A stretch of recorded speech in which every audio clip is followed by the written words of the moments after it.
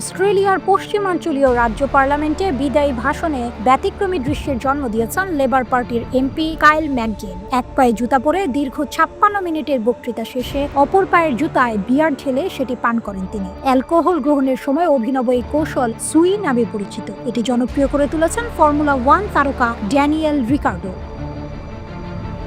বক্তৃতা শেষে ম্যাকগিন বলেন, আমি কিভাবে এই ভাষণ শেষ করব তা নিয়ে অনেক ভেবেছি। শেষে মনে হলো সুই দিয়েই শেষ করাটাই সবচেয়ে ভালো। আমার এলাকার মানুষ এটা উপভোগ করবে বলেই আমার বিশ্বাস। 2 মেয়াদে চমৎকার সময় কেটেছে, সবাইকে ধন্যবাদ, চিয়ার্স। এরপর একটি ক্যান থেকে নিজের জুতায় বিয়ার ঢেলে পান করেন তিনি। এই দৃশ্যে পার্লামেন্টে হাস্যরসের পরিবেশ তৈরি হয়। অনেকেই করতালি দিয়ে তাকে অভিনন্দন জানান, আবার কেউ কেউ এই ঘটনায় বিরক্তি প্রকাশ করেন। পরিষদের সভাপতি আলানা ক্লোহেসি সঙ্গে সঙ্গে দাঁড়িয়ে বলেন, সম্মানিত সদস্য, আপনি পরিষদের মর্যাদা ক্ষুণ্ণ করেছেন। আমি ধরে নিচ্ছি আপনার বক্তব্য শেষ।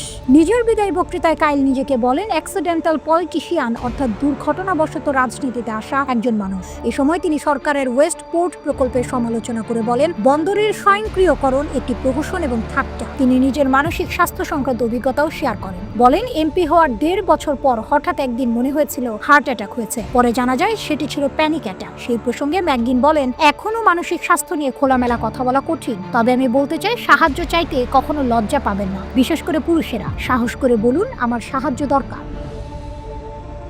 2017 সালে ম্যাকগিন প্রথমবারের মতো রাজ্য সংসদের উচ্চ কক্ষে নির্বাচিত হন। গত মেয়াদে তিনি ছিলেন সংসদীয় সচিব। বিদায় নেওয়ার সপ্তাহেও বিতর্কের জন্ম দিয়েছেন তিনি। গত মঙ্গলবার পার্লামেন্টে দেয়া বক্তব্যে বহুজাতিক জ্বালানি কোম্পানি শেভরনের কর ও নিয়োগ নীতির তীব্র সমালোচনা করেন তিনি। বলেন, শেভরন শুধু স্বল্প মেয়াদী লাভে আগ্রহী, আমাদের প্রাকৃতিক সম্পদ ব্যবহার করলেও স্থানীয় কর্মীদের জন্য কিছু করছে না। এই বক্তব্যে প্রতিক্রিয়া জানিয়ে পশ্চিম অস্ট্রেলিয়ার প্রিমিয়ার রকার কুক বলেন, ম্যাকগিনের মন্তব্য তার ব্যক্তিগত মত, আমি তাতে একমত নই।